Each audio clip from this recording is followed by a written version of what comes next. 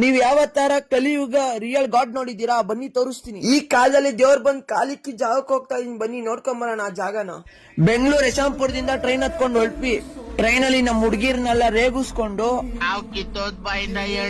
ಹುಡುಗಿರಲ್ಲ ಹುಡುಗರು, ಸರಿ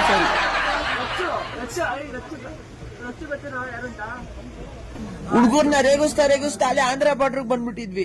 ಆಂಧ್ರದಲ್ಲಿ ನಾವ್ ಹೋಗಿ ಆಟೋ ಡೀಲ್ ಮಾಡಿಲ್ಲ, ಆಟೋನೇ ಬಂದ್ ನಮ್ನ ಡೀಲ್ ಮಾಡ್ಬಿಡ್ತು. ಅವ್ರು ಕನ್ನಡ ಬರಲ್ಲ, ನನಗ್ ತೆಲುಗು ಬರಲ್ಲ, ಯಾವ್ದೋ ಒಂದ್ ಡೀಲ್ ಮಾಡ್ಕೊಂಡು ಹೋದ್ವಿ. ಹೋಗೋ ರೋಡ್ ಮಾತ್ರ ತುಂಬಾ ಕ್ಲೀನ್ ಆಗಿತ್ತು, ಯಾವ ರೋಡ್ ಅಂತ ಗೊತ್ತಿಲ್ಲ. ಆ ರೋಡ್ ನೋಡ್ತಾ ಇದ್ದಂಗೆ ತಿರುಪತಿ ಮೌಂಟೇನ್ ಅಂತ ಜಾಗ ಬಂದ್ಬಿಡ್ತು ನನ್ ಕಣ್ಣಿಗೆ. 100 ವರ್ಷ ಹಿಂದೆಗಡೆ ಶಿಲ್ಪಿ ಹೆಂಗೆ ಕೆತ್ತನೆ ಮಾಡೋ ನೋಡಿ.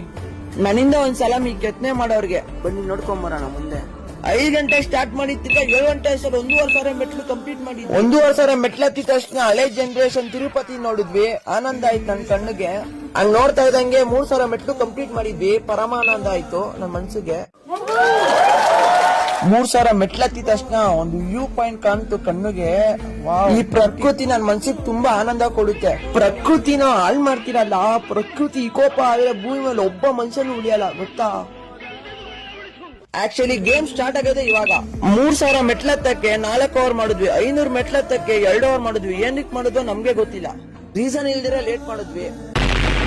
ಲೇಟ್ ಆಗಿದ್ದಾಯ್ತು ಅಂತ ಬೇಗ ರೆಡಿ ಆಗ್ಬಿಟ್ಟು ದೇವಸ್ಥಾನಕ್ಕೆ ಹೋದ್ವಿ. ಹೋಗಿದ ತಕ್ಷಣ ಪಾರಿವಾಳ ನಮ್ಗೆ ವೆಲ್ಕಮ್ ಮಾಡ್ಬಿಡದ. ಅಲ್ಲಿಂದ ಸೀದಾ ಹೊರಟಿದೆ ನಮ್ ದರ್ಶನಕ್ಕೆ.